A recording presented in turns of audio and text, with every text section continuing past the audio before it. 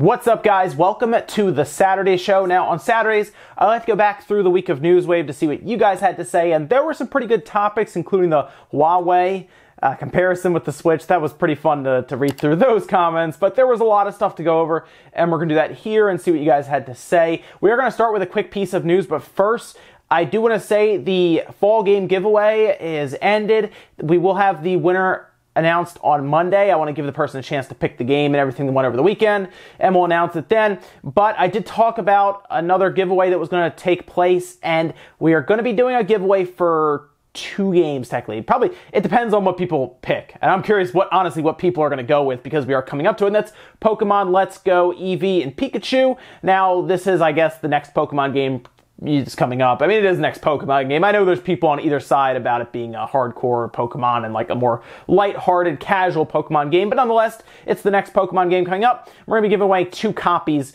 of the game. I'm going to let each person pick which one they want, so we'll see if both people want Eevee or both people want Pikachu. Either way, we'll just get those sent out then. So if you want to enter, there's a link in the description down below, and you can get entered for that.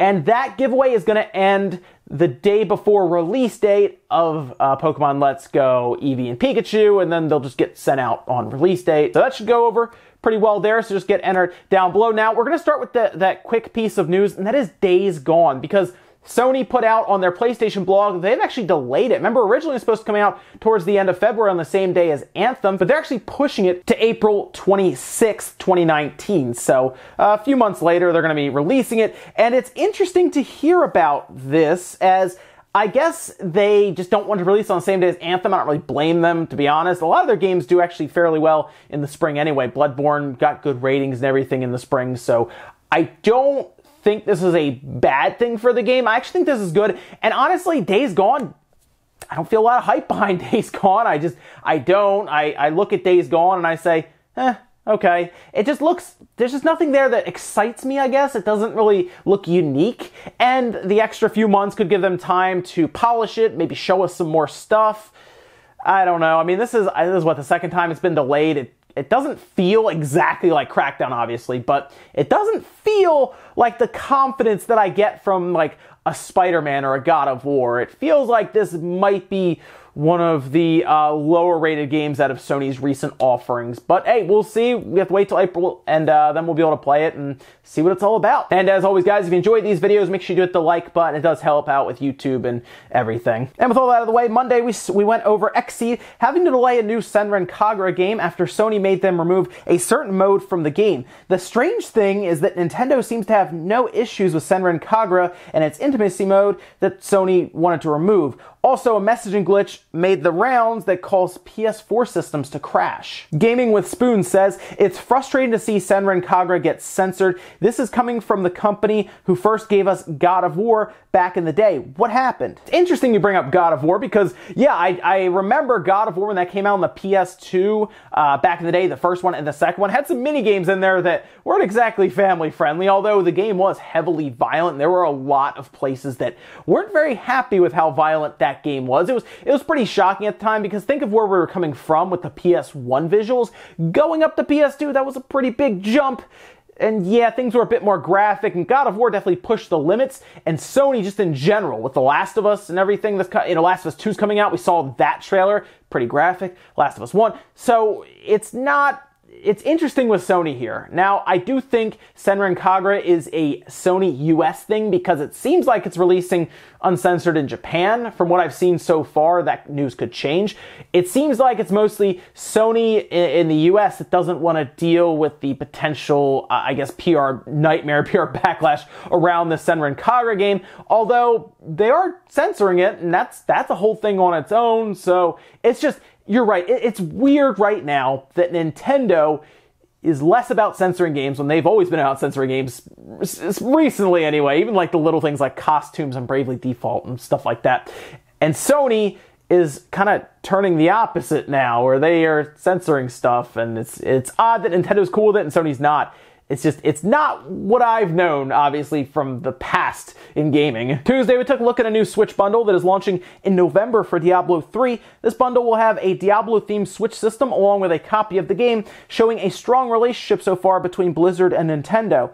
Rockstar was also in the news with workplace crunch being at the center of the discussion. Switch Mania says, I'm disappointed with all of the Nintendo's bundles. I feel like they could have done a better job on the Joy-Con designs. We see so many people making really cool custom Joy-Cons and selling them for really expensive prices. Why can't Nintendo make Pokeball Joy-Cons, or on this Diablo bundle, why not have a design rather than just gray Joy-Cons? This is actually a really good point, Switch Mania. See, I look at the Joy-Con controllers, and Nintendo should be doing what Xbox does, well, Microsoft does with their Xbox. They just make custom controller after custom controller. We should have too many Joy-Con designs right now, right? We should have so many and make our head spin. Like, every first-party Nintendo game should have a new Joy-Con theme to go with it. Mario Tennis should have had their own Joy-Con sets, right? Kirby should have. I mean, the list goes on. Pokemon technically is, and I think you'll be able to get those separately. But everything. There should be Joy-Con colors all over the place. It's very weird that something like Diablo, it's getting a controller from PowerA, so at least there's that. But like, I have no idea how we're not getting some really cool looking red and black Joy-Con controllers that are themed around Diablo. We're getting a bundle, why not do that? Even the Smash Joy-Con controllers don't even look that intricate or crazy. It's like two white stripes, I guess. I know that's the Smash thing they're doing now, the Smash logo, and how they're kind of showcasing the characters in the trailers, but like, just a little more. I don't know, just something else. It feels like money left on the table, but you guys will have to let me know if you just wanted to rain Joy-Con, like colors and themes. I would be okay with that. I wouldn't buy every one, but I would definitely buy, and there better be one in the works, by the way, Nintendo, Metroid Prime 4 Joy-Con controllers. There better be some of those. I'll be buying those. I'll buy the system if there's a special theme system for it, because Metroid Prime is awesome, so yes, I will buy that special edition Switch. M. Williams says, what 2K did to Playgrounds is exactly why Red Dead is an easy pass for me. If I get one more Rockstar fanboy telling me I'm missing out, I'll slap them in the face with what a cash I'm saving by not involving myself in crazy monetization schemes. So here's the thing about that. Looking at something like Playgrounds 2, that's a bit different, because I look at Grand Theft Auto, and I look at Grand Theft Auto 5, and I look at the single player, but then I also look at the online multiplayer separate, because the GTA 5 single player is so massive. I feel like you get your $6 worth out of that, and I have not played Red Dead yet. I'm going to be picking it up day one, playing it, probably doing impressions and everything, kind of talking about it, maybe a gameplay video, depending on how it goes. But if it's anything like how GTA 5 is compared to its online, they're separate entities. The monetization exists in the online, and the single player is pretty much like devoid of it completely. So I think that's a different situation from the Playgrounds thing, where the entire game is covered in like the grind and the purchase after the purchase. I don't really see that as much with GTA 5. I don't expect that with Red Dead. I think the single player is going to be it's not going to be covered in microtransactions. I think that's just going to be separate. They might not even do DLC for it after what happened with GTA 5. Despite everyone wanting GTA 5 single player DLC, we didn't get it. So I feel like Red Dead single player will be enough, but if you're still unsure, wait for me, I'll get it, and we'll see what we have there. And we'll also probably talk about it on the podcast next week, which we have the Spawncast tonight, but next week, obviously, will be after Red Dead's out. I'm sure we'll all be talking about it. Wednesday, Switch hackers released an update to allow external hard drives to be used on the Switch. Now they can use massive hard drive that contain terabytes of space for their Nintendo Switch. Epic is also taking aim at YouTubers who are selling paid cheating programs for Fortnite, filing a lawsuit against them in an attempt to stop cheaters on Fortnite. Jura says, I feel bad for you, man. You love the hacking scene, but you have to be politically correct. It's an interesting fine line to walk, I will admit that, but I've liked the hacking scene from like way back in the day. Like, it really took off, I guess you could say kind of with the PS1, but like when the original Xbox came out, man, that's when it really took off. And I loved my modded original Xbox. It was awesome. I still have it. I love that thing. I actually modded it when the 360 came out because I couldn't get a 360 yet, and all my friends were playing 360, and I was like, I'll just mod my Xbox and I'll have a really cool system there. But the problem we run into with the hacking scene is, of course, hacking enables piracy, and that's not good for any of these companies. I don't even think piracy is very fair for a lot of this stuff, because it hurts the companies that make these games, that spend the time building them. But I like the homebrew scene. It's just like, you got homebrew here, then you got piracy here, and hacking is right down the middle, and that's the line you have to walk. No one should be obviously advertising piracy like that if you can go buy the game, so that's kind of where we are. I like the hacking scene. I like the breakthroughs they're making, and I think it's important to keep an eye on them because it shows what the Switch is capable of. But we also shouldn't be pushing the piracy narrative because it's wrong. It's illegal. Thursday, Huawei made a weird comparison between their new cell phone and the Switch. During a presentation, they showed a slide with the $300 Switch next to their $1,000 Mate 20X phone. This comparison was really weird, but it's pretty clear that even the cell phone manufacturers are taking notice of the Switch's popularity. Red Ring of Death says they expect a $1,000 device which offers Clash of Clans and Angry Birds to compete with a $300 device that has Doom, Mario, Zelda, Smash, etc. Not to mention they completely ignored the fact that the 3DS murdered the Vita. Yeah, okay. So specs don't matter really much at all in the handheld space, as we've seen. The 3DS and the Vita were pretty far apart technically. I mean, some games ran across both, but you could tell visually how different they were, and you're not playing that Uncharted Golden Abyss game on the 3DS. It's not happening, but man, the 3DS had the support, whereas Sony was forgetting about the Vita, Nintendo was pushing forward with the 3DS, and of course, it has Pokemon. You put Pokemon on there, you put Mario on there, the Vita it just doesn't have a chance,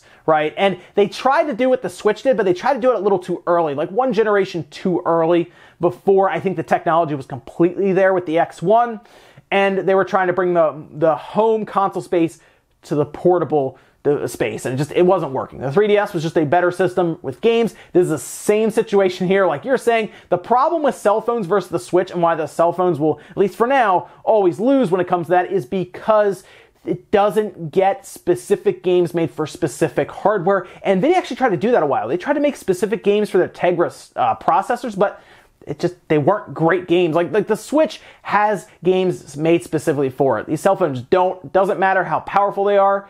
It's just not gonna be able to compete with, like you're saying, Doom, Zelda, Pokemon's coming, Mario, Kirby, Mario Tennis, the list goes on. So it's not a good comparison. Yes, it has more brute force power, but it doesn't have Zelda. Okay, says, I think you're missing the point. The fact that Huawei is aiming this at their core demographic, the Chinese market. China wants the Switch, but can't have it. So it's a very smart move for them to make this comparison. Plus, mobile gaming is king over there. Okay is absolutely right here. This is a very good point.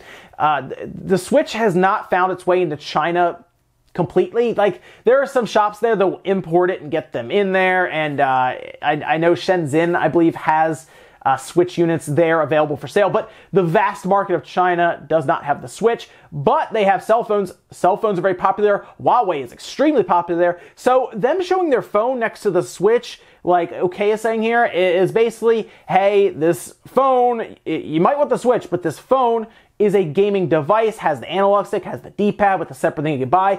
Yeah, it's $1,000, but still, it has the ability to play games like Arena of Valor. That was one that they pointed out because it's on both. So you're right there. At least in that demographic, it makes a ton of sense. Outside of China, probably not a ton of sense. Friday, we saw Nintendo turn Mario into a zombie for a new Super Mario Odyssey outfit that is available now for free. Call of Duty Black Ops 4 managed to make $500 million in the first 3 days on the market. However, stock seems to dip, with reports claiming that investors were expecting more. Analytical says investors expecting increased opening earnings while cutting the campaign. Yeah, I'm actually curious still about this, the whole campaign thing. I'm wondering if that many people actually passed on it. I know there were a lot of statistics put out there by Activision and everything saying, oh, not that many people even really play the campaign like that. Everyone mostly spends time in the multiplayer. And the multiplayer in Black Ops 4 is good. The Blackout mode is good. But when I play it, I do feel like there is something missing. And yeah, I think it's that campaign. It